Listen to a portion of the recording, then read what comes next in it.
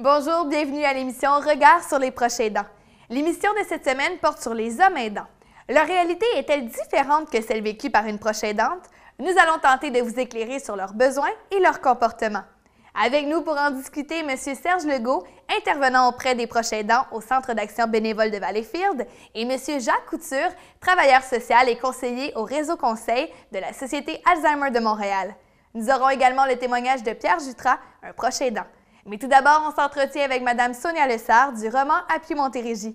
Bonne émission!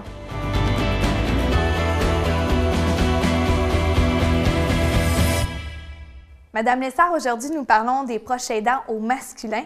Est-ce qu'ils sont aussi nombreux que les femmes qui soutiennent un proche? Bien, en fait, ils sont plus nombreux que ce qu'on croit. Parce que, historiquement, on parlait toujours que les aidants, c'est des proches aidantes. On parlait que ça représentait 80 des aidants étaient des femmes.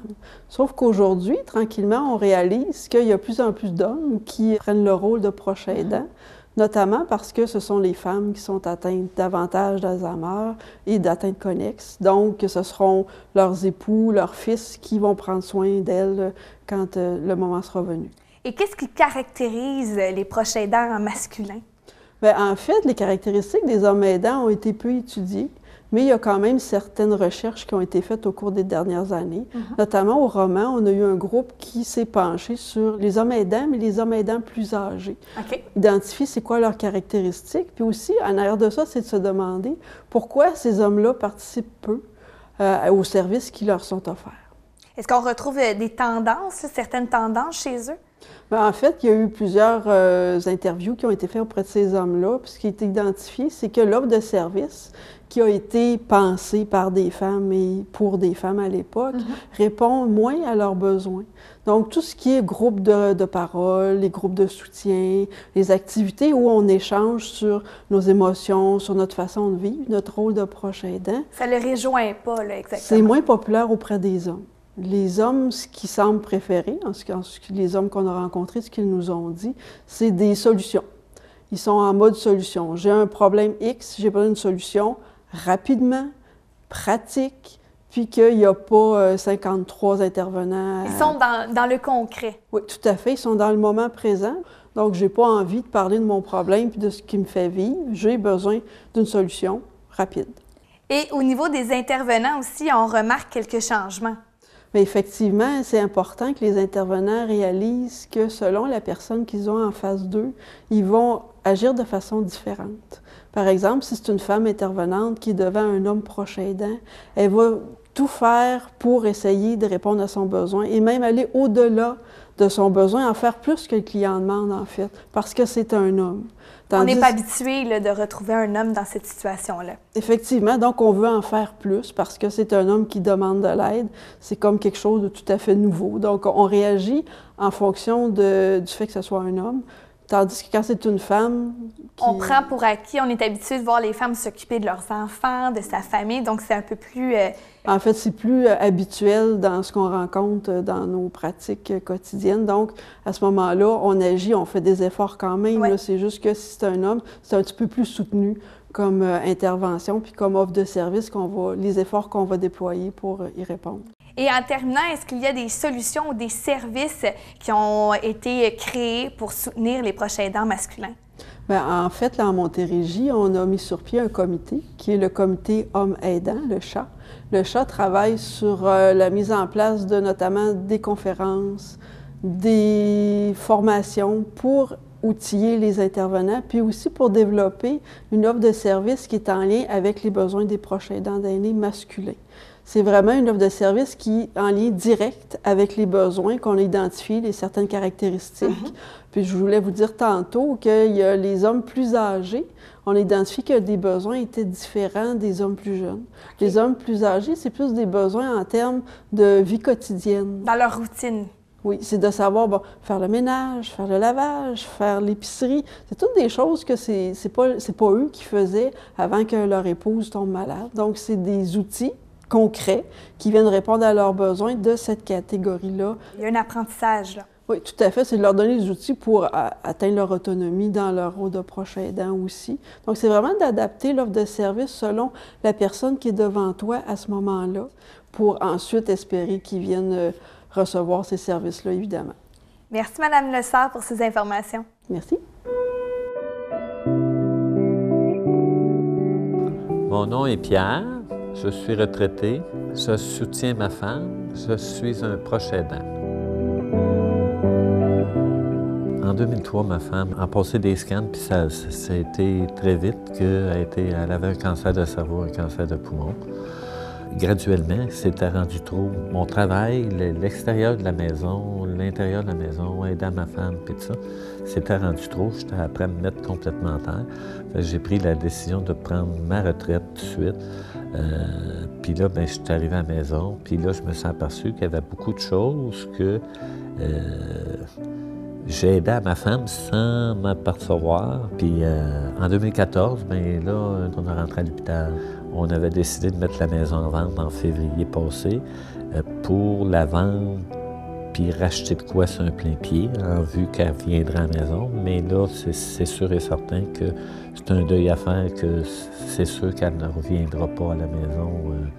J'ai suivi les cours d'atelier de proches aidants qui m'ont aidé, qui m'ont dirigé, parce que tu passes par toutes sortes d'émotions. C'est pas quelque chose que je serais allé de moi-même seul. C'est des circonstances qui m'ont amené là, parce que en étant homme, tu as plus de misère à aller chercher de l'aide. Tu te dis, non, je suis capable seul, tu veux pas en parler, tu parles moins, puis tout ça. Un coup que tu rentres dans des ateliers, je me suis aperçu que bien souvent, je me sentais pas à la hauteur de la tâche, que j'étais pas correct, qu'est-ce que je faisais, que c'était pas assez. Fait que les aidants naturels, ils m'ont aidé beaucoup dans ça. Et mes ateliers sont finis, mais je continue régulièrement à aller au déjeuner causerie, qui me donne un gros coup de main parce que tu rencontres du monde, tu parles, puis c'est du monde qui ont vécu toutes sortes de choses similaires à toi, mais pas nécessairement les mêmes. Dans toutes ces choses-là, c'est l'isolement qui est le pire. Tu es tout seul chez vous, tu reviens chez vous, tu es tout seul, tu vis en fonction tout le temps de la personne que tu aides. Puis quand tu as un engagement que tu te forces à aller là, bien, ça te fait un bien-être insoupçonné. Ça t'aide aussi à reconnaître tes limites, à rebalancer, parce que tes pensées que tu voyais, tes idées de vie que tu projetais, tes engagements que tu as pris, tu t'aperçois que dans la vie, ils changent, puis ta cote, elle change aussi, parce que tu ne peux pas rester à la même cote. En tout cas, j'encourage tout le monde d'aller chercher cette aide-là, des aidants naturels, puis tout ça, parce que c'est réellement, moi, ça m'a fait un bien-être enrichissant, puis ça continue à me soutenir puis à m'aider dans mon cheminement.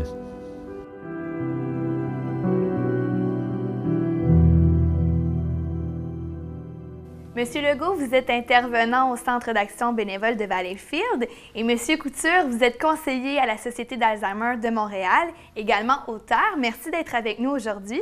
Merci.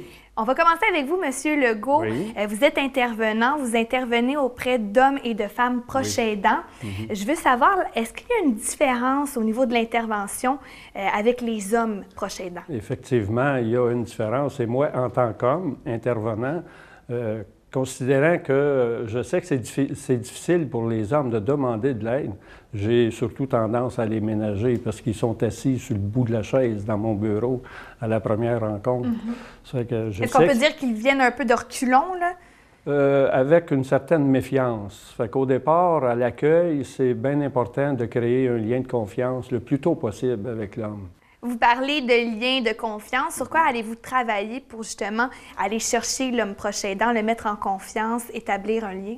D'abord, travailler sur sa réalité en tant qu'homme, parce qu'en tant qu'homme, c'est pas nécessairement facile de demander de l'aide. C'est un peu à l'encontre du modèle masculin. L'homme aime garder un certain contrôle. Hein? Il a sa force, il a sa fierté, il aime aussi être dans l'action. Tandis qu'en relation d'aide, c'est tout à fait l'opposé de ça.